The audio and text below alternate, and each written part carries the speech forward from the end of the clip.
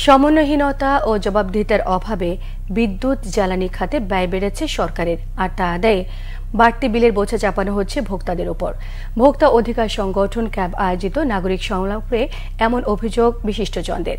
বিদ্যুৎ জ্বালানি ব্যবহারে বৈষম্য দূর এবং খরচ কমাতে জ্বালানি সরবরাহ বৃদ্ধি, যৌক্তিক মূল্য নির্ধারণ এবং যুক্তিসঙ্গত নীতি কৌশল গ্রহণের দাবি উঠে আসে নাগরিক সংলাপে। রিপোর্ট করছেন রিশান নাসরুল্লাহ। দেশে বিদ্যুৎ জ্বালানি ব্যবহারের বেসরকারি হিসাব বলছে, একটি পরিবারে প্রতি মাসে কমপক্ষে ৩৫ কেজি এলপিজি সিলিন্ডার এবং ১২০ ইউনিট বিদ্যুতের প্রয়োজন। কিন্তু গত এক দশকে কয়েক দফায় দাম বৃদ্ধির কারণে বিদ্যুৎ জ্বালানি ব্যবহারের খরচ বেড়েই চলছে। রবিবার ক্যাব আয়োজিত নাগরিক সংলাপে এসব তথ্য তুলে ধরে বক্তারা বলেন, কোনো ধরনের জবাবদিহিতা না থাকায় লোকসান কমানোর নামে বাড়তি অর্থ নেওয়া হচ্ছে গ্রাহকদের কাছ থেকে। দামটা ক্রমাগত বাড়ানো হচ্ছে, বাড়ানোর নীতিটার ক্ষেত্রে কোনো ন্যায্যতা এবং স্বচ্ছতা নেই। ন্যায্যতা এবং স্বচ্ছতা হয় কখন? যখন দামটা কেন বাড়ছে এটা ট্রান্সপারেন্ট থাকে এবং যারা দামটা বাড়ায় তারা জবাবদিহি করতে বাধ্য থাকে যে এই কারণে আমরা দামটা বাড়াচ্ছি।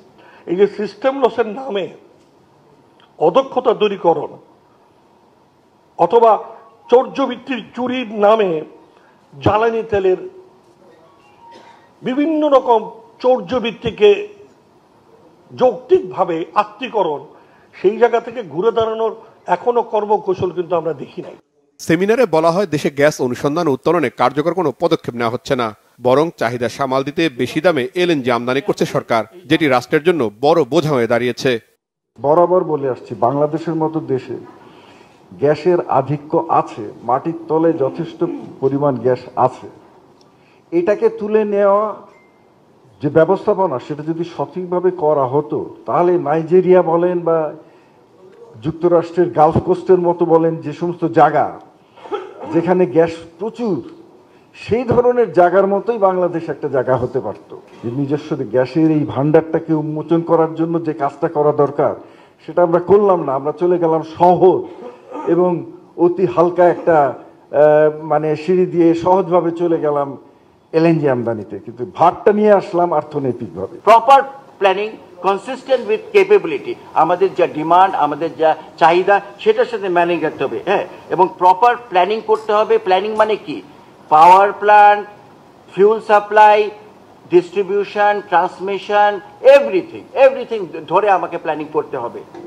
আমি অনেকটা মানব দেহের রক্ত সঞ্চালন প্রক্রিয়ার সমতুল্য মনে করি। জ্বালানি উৎপাদন, সরবরাহ, মূল্য নির্ধারণ এসব যদি সঠিক না হয় তাহলে কিন্তু অর্থনীতিও থুবড়ে পড়বে, জনমানুষের জীবনমানের উন্নয়নও হবে না। বিদ্যুৎ উৎপাদনে কয়লাভিত্তিক প্রকল্প কমিয়ে নবায়নযোগ্য জ্বালানির উৎস বাড়ানোর পরামর্শ দেন বক্তারা। রিশান নাসরুল্লাহ, বাংলাভিশন, ঢাকা।